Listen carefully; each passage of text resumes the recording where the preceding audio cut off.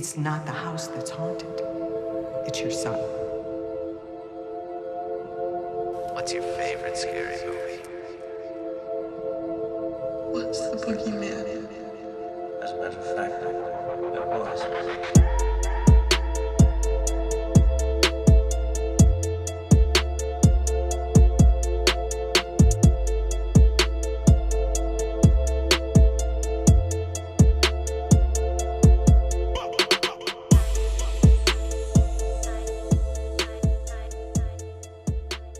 I think this is the first time we watched a movie and thought to ourselves, could have been better. Yeah. So, yeah, welcome to Slashers in Sync, episode 7, I believe, of season 2. So, in a violent nature, we were hyped for this, specifically me, because I don't like to consider myself an artsy type of person. Well, maybe creative would probably be the word. So hearing a movie from the killer's point of view, I thought that was dope. I think I remember sending it to everybody I knew. Mark from Real to Real Productions or KRW Network, to BG, who is a friend of mine, who also is in film school right now, so on and so forth, to you. And I was hyped. Like, okay, from the killer's point of view, that's dope. Yeah, and when you told me, I was pretty excited about it because, funny enough, I had been wondering that question for a while: will Hollywood or will a movie ever capture the point of view of the killer? Because we always see the point of view of the victims, but almost to the point to where they're immortalized. Like, you call them the main girl now, or you call them like the main protagonist, or like the big three or the core four. Like, there's very much an idea behind creating your protagonist and making them almost so likable that when they do eventually get killed, you're pissed, or that if they survive, you want to see them in the sequel, right? Yeah, definitely. So that is a thing. But in this, we're getting the killer's point of view. But before we kind of jump into the movie, I did want to mention briefly what this movie is. It was directed and written by Chris Nash, so I believe this is Nash's vision. It is a Canadian slasher film. It's distributed by not only Shudder, but also IFC Films. So I'm assuming it'll be on streaming later in the year on Shudder. So yeah, the wiki actually says that. So yeah. It also premiered back in January at the Sundance Film Festival, and I think that's where we heard about it. And I think even then, from what we did hear, even though it was very minimal, was that it was going to be an interesting watch for a lot of people. Yeah. And it definitely was.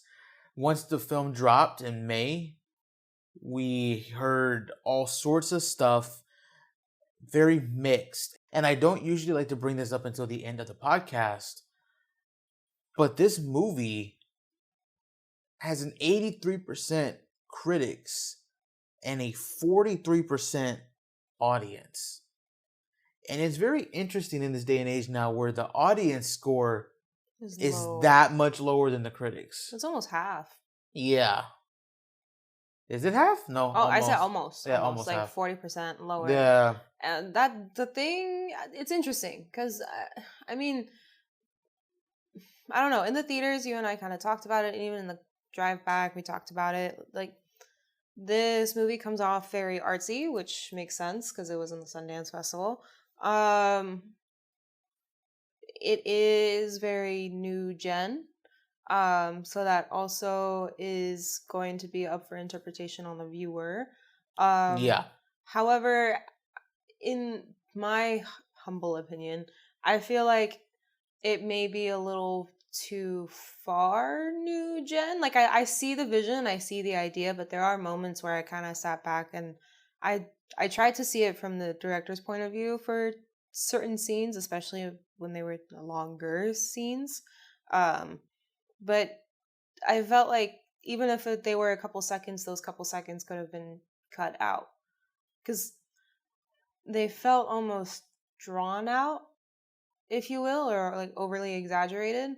And during those moments, it could also be my ADHD. I became like distracted. Yeah, I feel that. For the people who want to know real quick just what this movie's even about, it's a group of teens who find a locket in the woods and they unknowingly resurrect the rotting corpse of a character that we'll get into in a little bit, or a vengeful spirit. And then, of course, this killer comes after them throughout the film. Now, you wrote something interesting in the notes, and in the notes you wrote, for a good 20 minutes of the movie, it feels like we're following a game playthrough. Yeah. Video game playthrough. I think that's where you kind of hit the nail on the head, that's where the new gen comes in. Because I appreciate the vision. I do. I do a lot, but it's like... However, it's very much like... And I don't mean to cut you off halfway through, so please finish whatever you're about to say after this. But once the killer emerges, who we later on come to find out is named Johnny. Yeah. He is like, it's just a scene of him walking. And for a split second, and I think you had mentioned this before you even stepped into the theaters, you had said that a lot of people felt like as if you were playing the Friday the 13th movie without the controller, right? So that kind of got integrated into my head. But I went into the film with like no bias, nothing.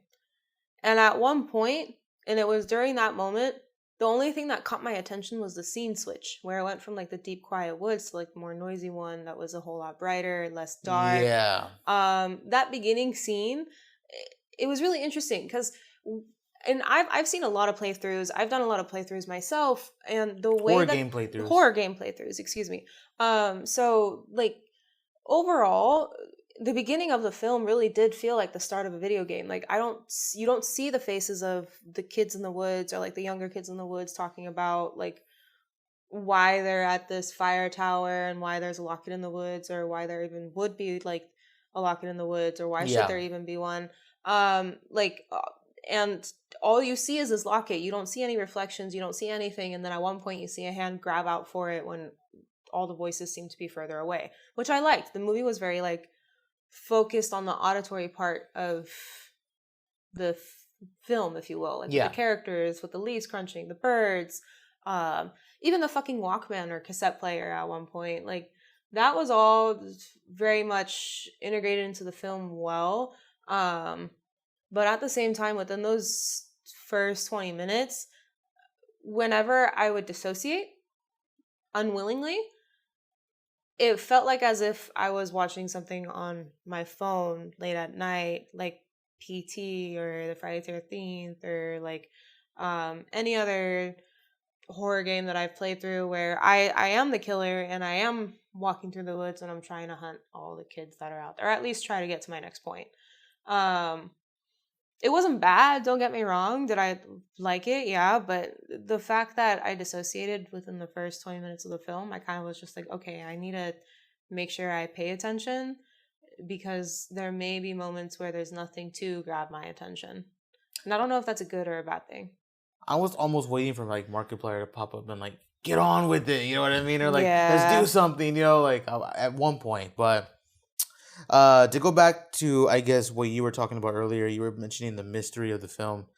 And like, you don't really see too much of what's happening, but you do hear the sound effects. I would love to watch like a behind the scenes of maybe somebody editing this movie. Definitely. To see like just how much of those sound effects were real, or like how much of like them stepping on branches were them just like crunching, snapping it in front of a microphone. Like it would be dope to see that, but you didn't really hear that many people. Even in the very first scene where he's watching a conversation, the ranger and the native are just kind of like blurred out, like they're so far away, but you hear them talking, and they're very up close. And the further Johnny seems to walk into the scene, there almost seems to be no difference in how loud they're talking. Yeah. So it seems like as if Johnny's hearing them like up close, or at least we're hearing them up close. So that happens later on in the finale. Yeah. And I thought that was a very interesting thing. That has to either be like a design choice, I think, or like a definitely, which is why like I led with the fact that it was a very auditory,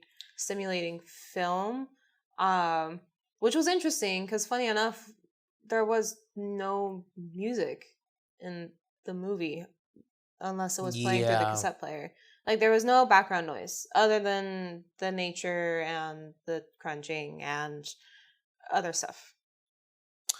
So, as Marvin mentioned earlier, these dumb kids just find this necklace, and of course, they have to steal it. Mm-hmm. Again, I don't know why people want to take things that don't belong to them. Especially in the woods, Yeah.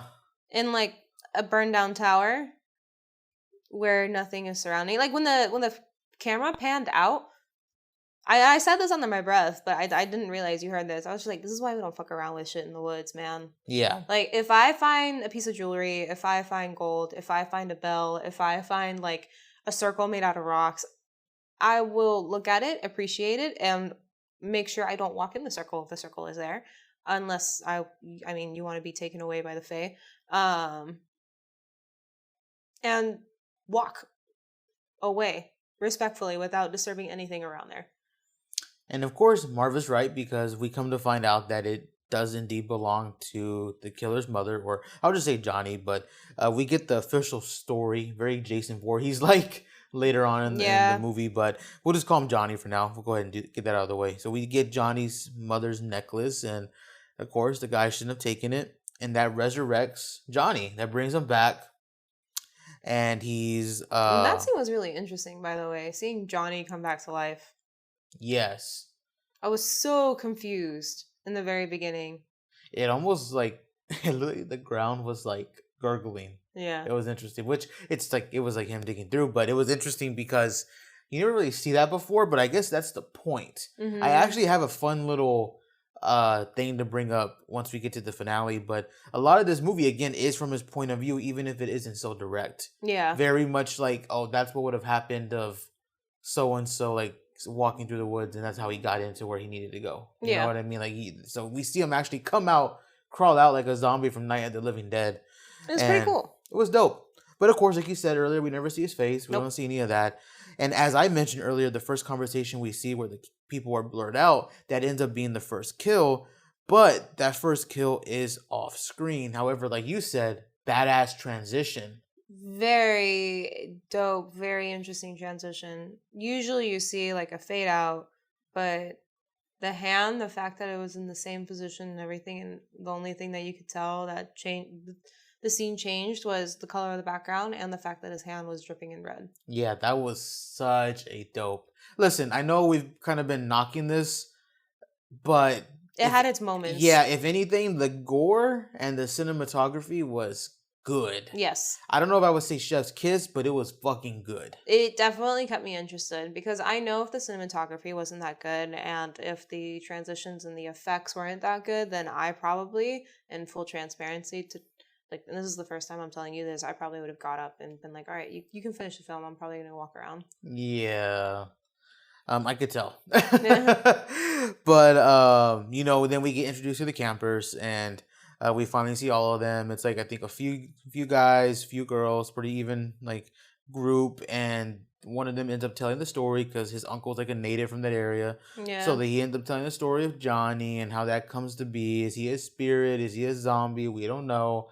But either way, the story he's telling seems to be somewhat true, or mostly true, as explained later by the ranger in the film. Either way, Johnny's watching the whole thing, and then that's when the kills really start to tally up, and we see more violence come out of Johnny, and pretty much turns into what your typical slasher would be like, if you will. And maybe like a modern day Jason or something. Definitely. Johnny, like MJ said, Johnny eventually finds the kids, and funny enough, like while he's walking through the woods, you hear car drive by, teenagers being loud, music playing, and it gives off very like classic campers slasher film vibes. Johnny then, like, I guess follows the road or just continues to hear the sounds and eventually stumbles upon the very same group of people who took his mother's necklace. And you can feel it be heavily implied even before the big reveal where one of the guys pulls out the necklace from his pocket. And if you pay close attention to the scene, whenever Johnny stumbles upon these people, he's always in the background in some way or form. Yes. You don't ever see his face fully still at this point in the film. but you can still tell that he's there. Once the story is done and the guy Aaron finishes his old shit, everybody disperses back to the cabin. And this is where I feel like the momentum of the film even gets faster. Like it's almost like a snowball going down a hill. This is where I was the most intrigued. Definitely. Because, like, all the campers are being killed one by one in very unique and symbolic ways. And it's not even the campers either. You and I kind of talked about it. Every kill was very symbolic. I looked over to you in the theater and I was like, are all of these kills supposed to be, like, ironic or symbolic? And you were like, yeah. And I'm like, and I go in further into detail, which I'll let you get into. But it's like, yeah, man, it seems to be, like, the theme here. But I'll let Marva go ahead and tell you. I mean, like, with Aaron, the character who was taking the time to explain the story of Johnny and in general talked a lot, got sliced through the mouth. Like, you literally got to see his head get cut in half. His tongue was like... His tongue was wiggling. And not the classic, like, up and down way, I guess, like the hamburger style way. Yeah. So it's literally through... It's like a Charlie smile, but all the way through. And then you have another one of the girls in the group wanted to go swimming alone. Lo and behold, at this point, once Johnny had cut Aaron in half, he had gone to the ranger's office, gotten a mask of some sort for all the lumbers, got an axe, and then a pair of hooks with chains on them. And I've seen these hooks with chains on them before, and I knew they were meant for lumber. Yeah. So that also ties into the ranger story in the very beginning of the... No. The kids hadn't met the rangers. Excuse me. But this connects to, I guess, the story Aaron's later story. Because he says something about how, like, Johnny's dad ran a store or whatever, and, like, it was involved with lumberjacks and so on and so forth. So we know there is some implication of, like, the story was kind of confusing. Big company buying out land where small company workers were there, and in some way or form a kill happened because this kid, aka Johnny, snapped. Because when the ranger explains it, he says the story's mostly true, but I remember you from 10 years ago. Yeah. And that's kind of weird because the way Aaron told the story made it seem like his uncle heard about it, like when he was younger. Yeah, so, like almost like generational. Yeah, so I don't know how old Johnny is, and did he awaken multiple times? Like, yeah, exactly. Because the ranger, I think, even straight up said, "I put you in the ground before." Yeah, I put you in the ground before, and I'll definitely do it again. So I don't Yeah. Again, it brings that ambiguity whenever it comes to Johnny in and of himself, because you're made to believe that almost like is a being resurrected, but then at the same time, it almost seems like a force to be reckoned with. We can try and put together the story. Maybe we'll do that like on a little Instagram reel. So go check us out at /InSync over on Instagram. Links in the description. But either way, like what Marva was saying, the story picks up there. And once he gets the mask and he gets the weapons and everything, he goes ham on all of them. Definitely. And we even missed the one, I just remembered about it. The guy from the beginning, the kill that we didn't get to see, he got hit with his own bear trap. Yep. And that was the one thing that he was getting like ridiculed for, in trouble by that for. Same ranger who knew about Johnny. So even his death was very like, ironic in that way or symbolic in that way. Because he was catching like a lot of animals, and one of them even looked like a dog or like a coyote or something. Or something. And the rangers seem to be telling the guy on multiple occasions that you need to stop doing the bear traps, so on and so forth. But jumping back to the point of the film where all the kills are picking up, once Johnny gets all his supplies and Aaron has been dropped off at the sheriff's office and two. Mind you, Johnny was very creative in getting his supplies and getting into the ranger's office. Yeah. He used the top half of Aaron's head to break through the door, and then bottom half head attached to Aaron's body to bash through their little glass case. Yeah. So it had its comedic moments, don't get me wrong. But once Johnny was all armored up, he eventually gets to this lake. It looks very like Camp Crystal Lake-esque because he has the mask, he has the hooks. And this, again, dope-ass scene plays out to where he walks into the water and he just sinks in. He very much like Jason. I think he even wrote that. Yeah, he wrote that down in the notes. Very much like Jason. Beautiful. I loved it. I was like, ugh, perfect. So while he's in the lake, these two girls are just kind of like going back and forth. We see them earlier in the film on the campsite, and they seem to be into each other.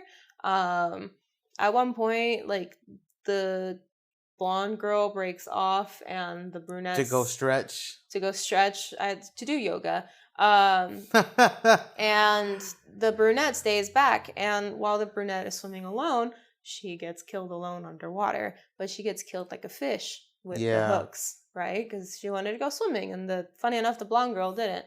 Right before the blonde girl breaks off to go and do her yoga, she makes a comment about being stretched out.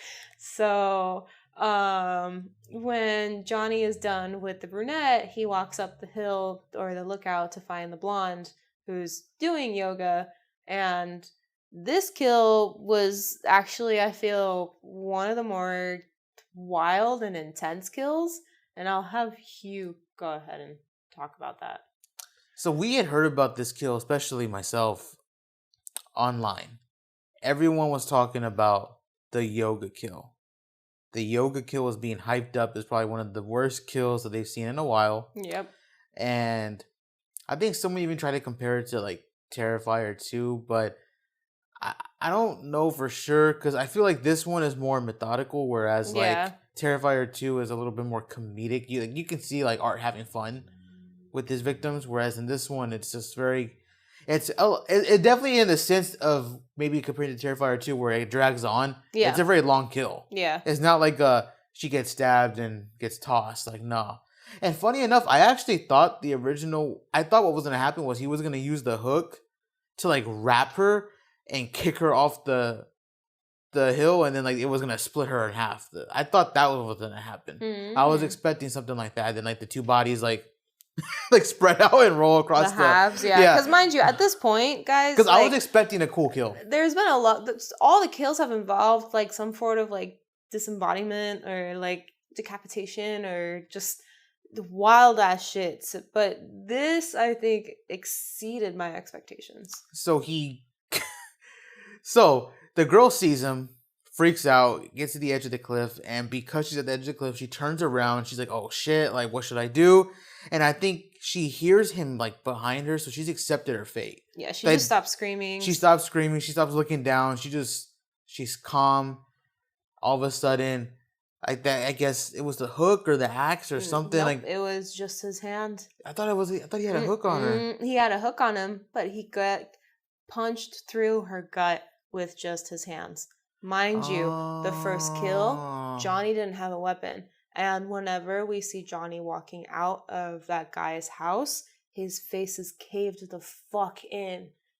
And Johnny had nothing on him. So, and I thought it was ridiculous at first, but whenever we were watching the film, I thought back to the first kill and I was like, no, we saw a flash into just how strong he could be.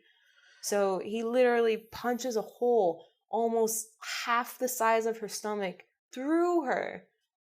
And he starts like... He lifts his hand up, right? Through her? He pulls it through, pulls his hand out. That's when he gets the hook. And then again gets the hook through and up on her head,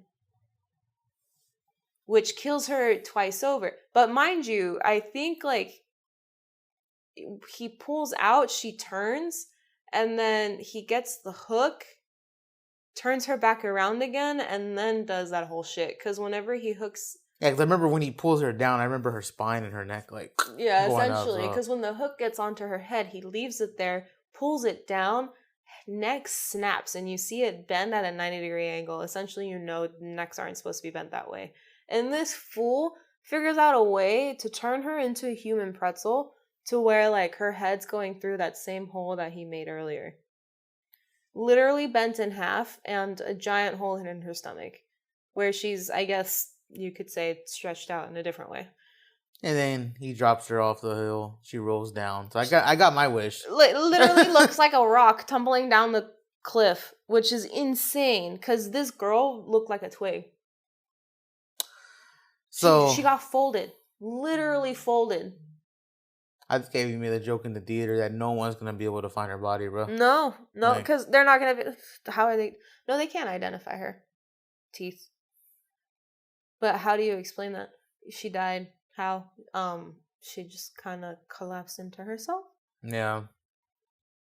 Because Johnny had the hooks after that. And that, I think, is the best kill in the film. Yeah. There's another kill that's kind of interesting, but everything else is kind of like straightforward, just with an axe or head getting exploded, which we've seen that like 20 times. 20,000 times, I should say, probably. So seeing the head get turned into absolute mush by an axe, though, that was something I didn't think I would see in theaters. Maybe at home, but not in theaters.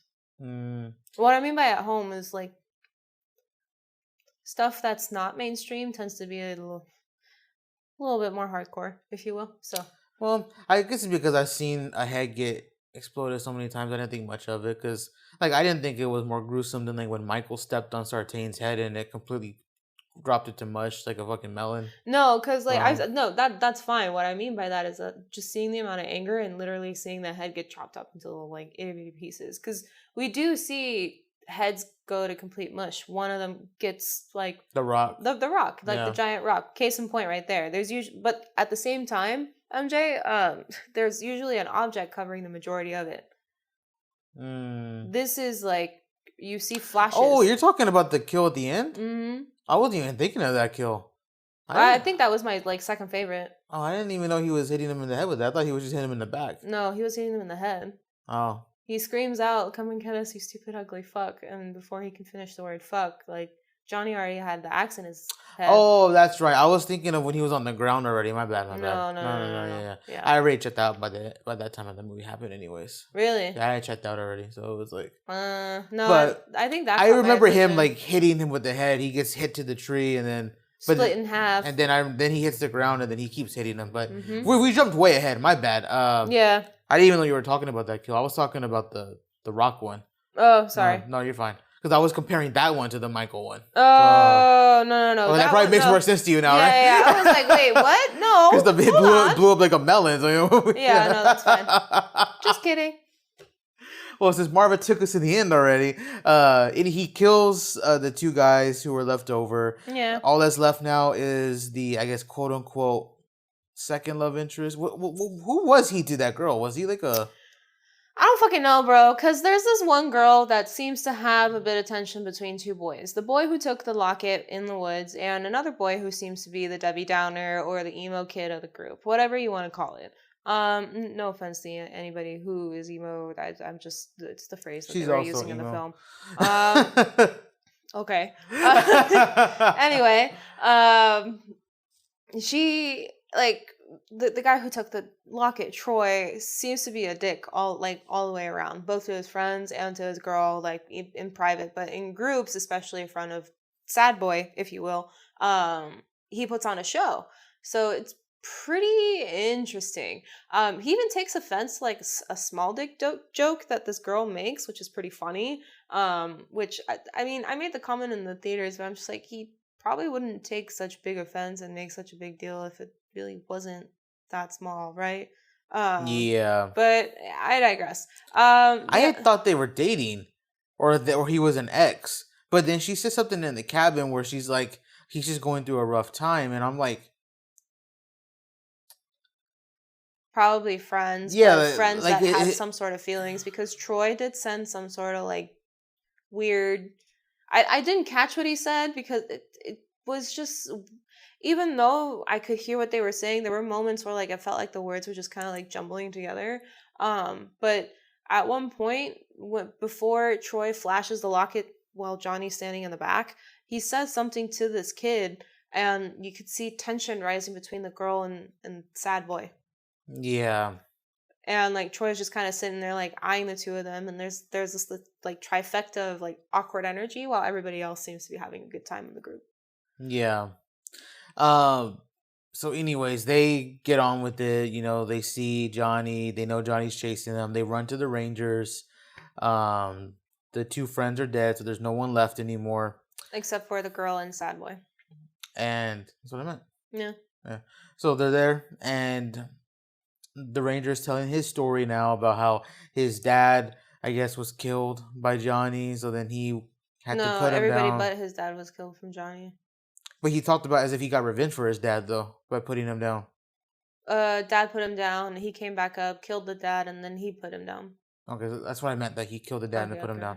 So, see what I mean with the story? It's just weird. I'm assuming if we were to rewatch it, we would probably be able to understand it more. Plus, we had the subtitles too. So, Yeah. but either way, and then Johnny comes through. They can't really do much to him. They shoot him. Apparently, guns are the only things that keep him down. Specifically, for a while. like a gun holds him down for a minute. Specifically, a gun. I thought that was interesting. Yeah. But nothing else does though. Just a gun. Specifically.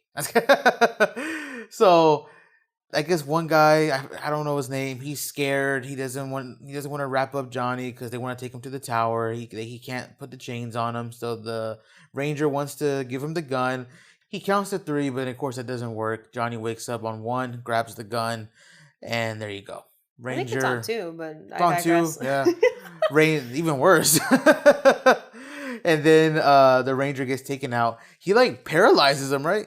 So knocks him out with the gun. The other 2 kids run off. Johnny then comes back all frustrated, breaks the ranger's back,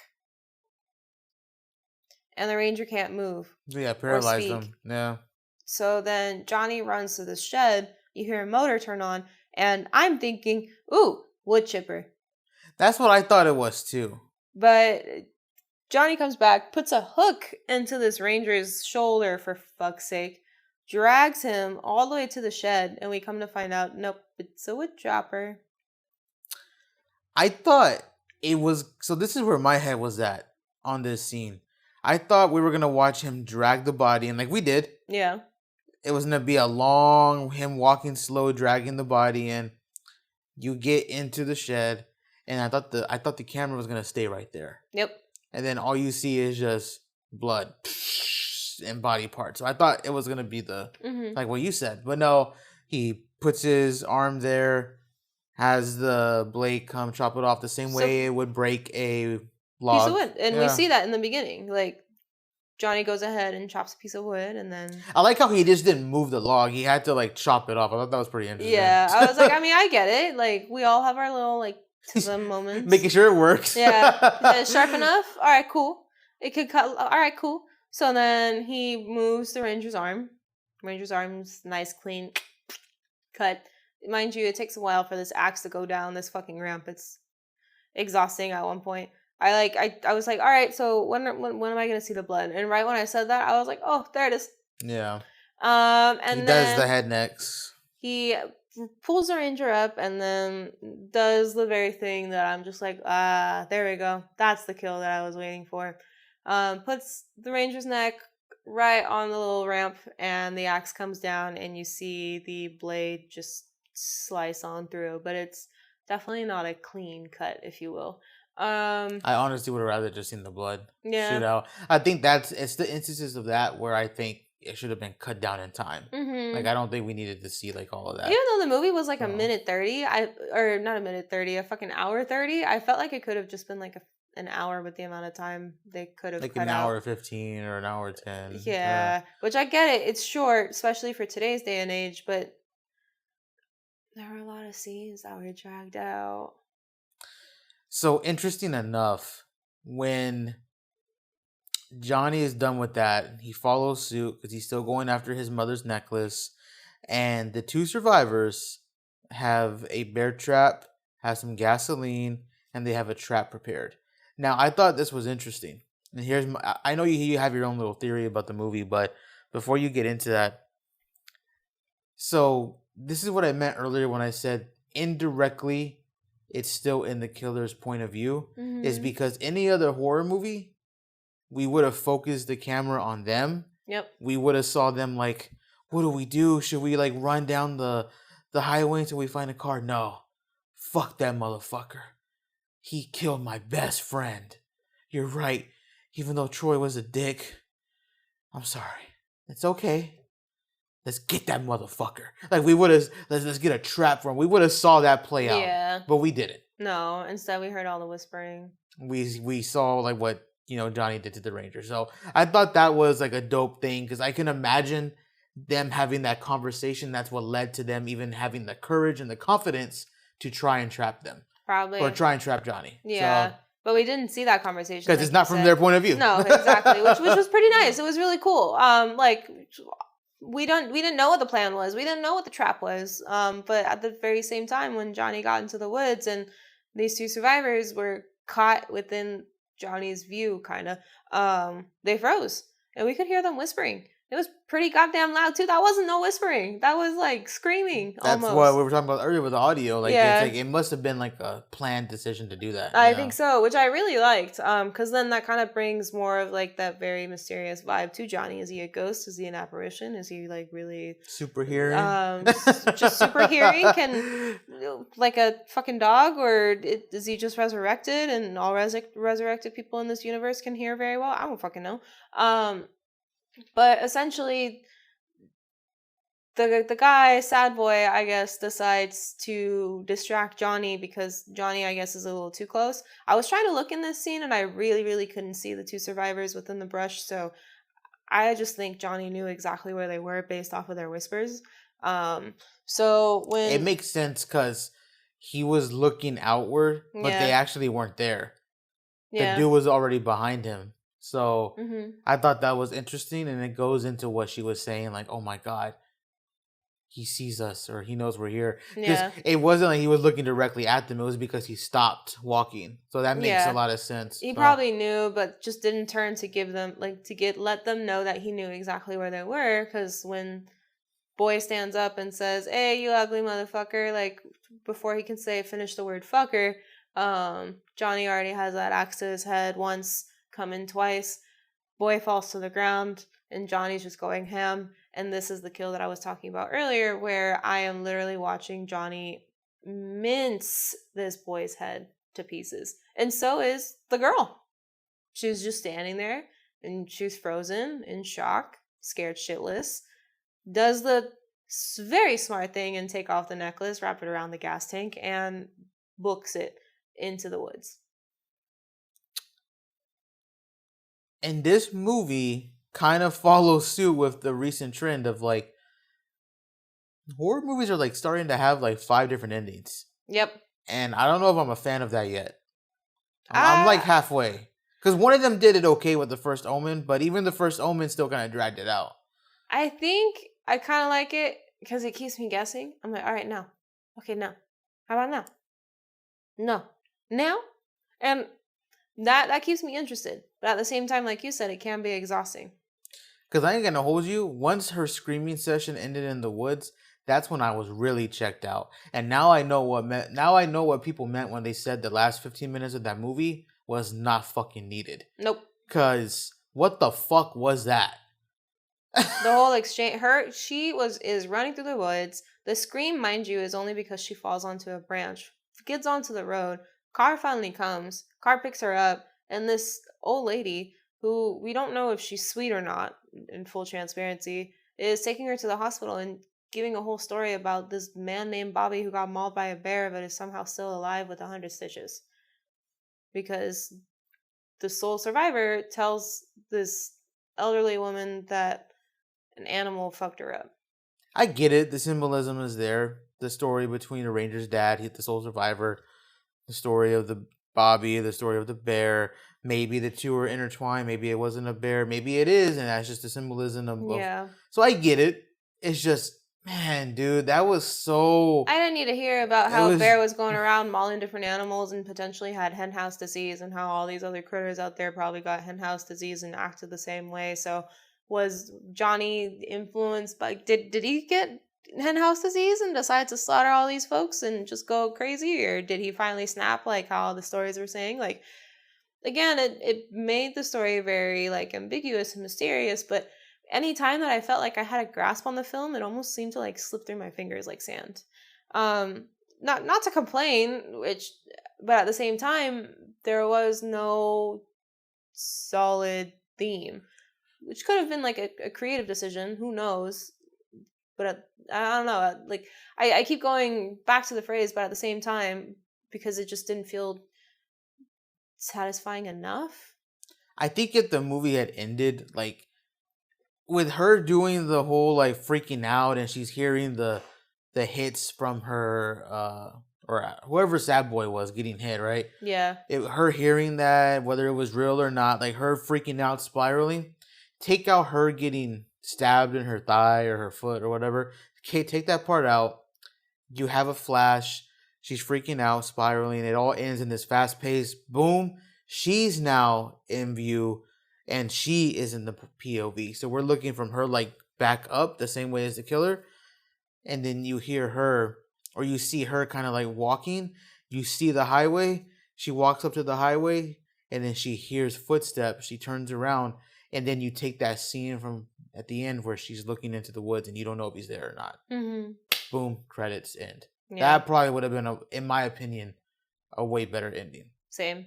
And because I was even expecting when they stopped so she can put the bandage, you were expecting like an axe, right, to fly. Yeah. I was like, she's going to get chopped. Johnny isn't happy. But at the same time, at some point in the film, you see the camera shoot back to the same gasoline tank, and necklace isn't there. So necklace isn't there. Was that all that Johnny like really wanted, or is she forever haunted? Because the Ranger made it seem like that it don't matter if you just give it back to him, bro. Yeah, like he's still gonna come for you, which is why I was ready for that last final scare where there really is no survivor left. He fixes his mistake from the last ones. No survivor left. I mean, either way, like, what's your theory that you wanted to tell me? The theory that I wanted to bring up, and it's something that you kind of like touched on a couple of times whenever we were talking about the film earlier, and it was that Johnny very much gave off Jason vibes, and it's not just by their name starting with the letter J. It's the overall energy that he had, like the way that Aaron was describing him, that kid who talked a lot, how he was a slow boy and he was being picked on constantly by older people. Like Jason was a slow kid who didn't get along with anybody at camp, and even the counselors didn't pay attention to him. Mind you, the difference breaks off where I guess people start bullying Johnny and like pushing him around, and then he's playing with a toy car, and I guess he does something and somebody takes offense and they beat him down, and Johnny then like recovers, but one guy feels like it's not enough and sets up a trap to where he's wearing a mask and scares Johnny off a little like fire tower, which is the fire tower that we come to find him at.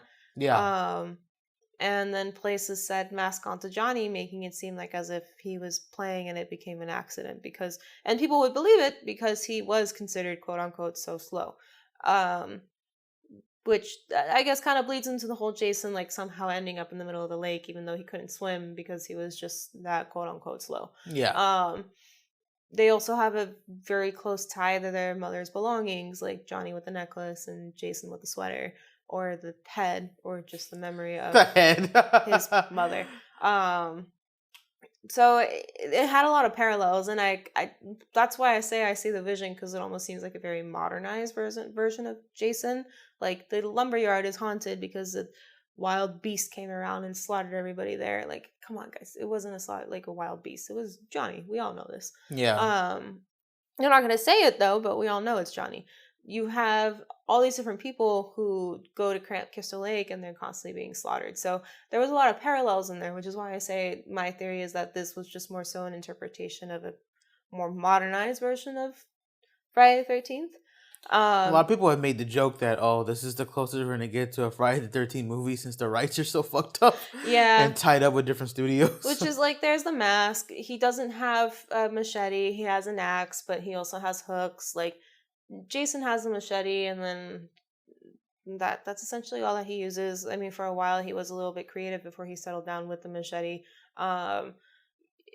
Johnny's face is distorted just like Jason, so again, like the parallels are there, but overall, because there was just so much that could have easily been cut out, I feel like the overall rating of the film, for me at the very least, was very low. And it has been the lowest for a film, particularly a horror film, in a long time. I think I agree with Rotten Tomatoes. I'd probably say like 40%, like 4 out of 10. I say 3. 4 out of 10. I would even go to say maybe even a 5 out of 10, just based off of the cinematography and the kills. I'm going by storytelling. Is a 3 out of 10. But the issue with this film, and I don't see myself rewatching it, is because until you and I own like a condo or a house where we can have like a super badass entertainment center and there's speakers all over the place, we're not going to get that same theater experience we got. And I think you need a theater experience to enjoy the sound effects. Yes, because the sound effects made it at one point. So like you said, I'm afraid to play it at home because the sound was one part, the cinematography was another part. The acting was pretty good, I'm not going to lie. And so were the effects. Yeah. But it's just the way that the story was told where I sat back and I was just kind of like, do I just not get it? Or is there really something missing here? I didn't like the dialogue either. Not really.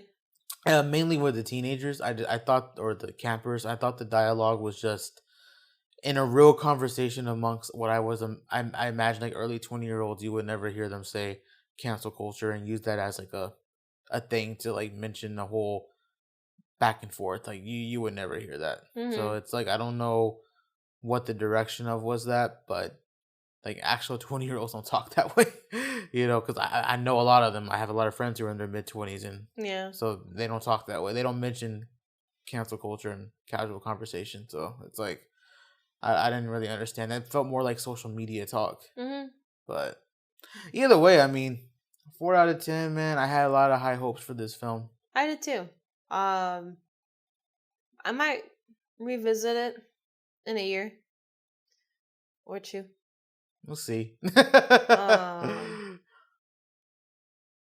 don't know. That might just be you, dog. That's fine.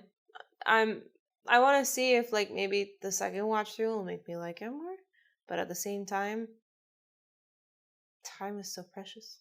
And I don't know if I want to give up an hour and a half of my life again just to find out. Because I did it for Midsummer, and I have my own opinion with Midsummer. I'm not saying that I hate it, and it doesn't have a low rating, but it's definitely not a film that I'm not sure I can watch for a second or third or fourth time.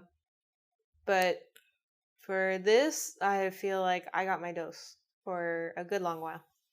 I feel like we're definitely going to get to those Ari Aster films, man. Hereditary, Midsummer, like... Oh, we got to jump on those. Yeah, maybe next season, probably. Probably. I will sit down and watch Hereditary again and again and again, but Midsummer is exhausting in different ways. It's a good film. I feel like Midsummer, Midsummer most likely will probably be our debut video version of our podcast, because people are gonna have to see my face reactions to that fucking movie. Yeah, because I told you I would never watch it again, but for you guys, I'll watch it again. and I said twice is enough for a lifetime, so I'll watch it a third time. Again, I'm not saying this film is bad. I'm not saying this film Midsummer is not one that I don't enjoy. I do see the vision. I do appreciate it. It's probably one of the more like not even creepy, just like unsettling films that I've seen in a while. But at the same time, I feel so mentally exhausted afterwards, and maybe that's the whole point of the film, to where I'm not sure if I can do it again. And funny enough, there's been a special edition director's cut that's going to be released very, very soon, or has been released. Okay. That people are trying to grab and go crazy for. I mean, we don't own them, so we might as well pick them up at some point, because I do like Hereditary a lot. So yeah. I mean, they're always on HBO Max though, so I don't know. I'll own Hereditary, but I'm not about Midsummer. Maybe I just need to sit back and watch it and understand what I missed. Because the second time wasn't as bad as the first. I'm not gonna lie.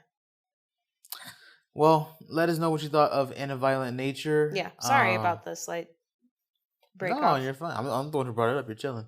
But thank you for tuning in and being with us for 50 minutes. If you've checked out this film, let us know what you think about In a Violent Nature. Mm-hmm. Also, go hit us up and follow us on Slash and Sync at Instagram, and we're also on TikTok now as well, Slashers and Sync. So links down below in the description. We're gonna try and get more on posting. Marvelous is still a little getting used to the camera, I should say, is probably the best way to phrase it. And since I work on another YouTube channel and I also work full time for another content creator, I need to find time for that as well. But thank you for always sticking with us on the podcast and tuning in, man. We appreciate it a lot. Definitely. You don't have to listen to us ramble, and you do. So thank you.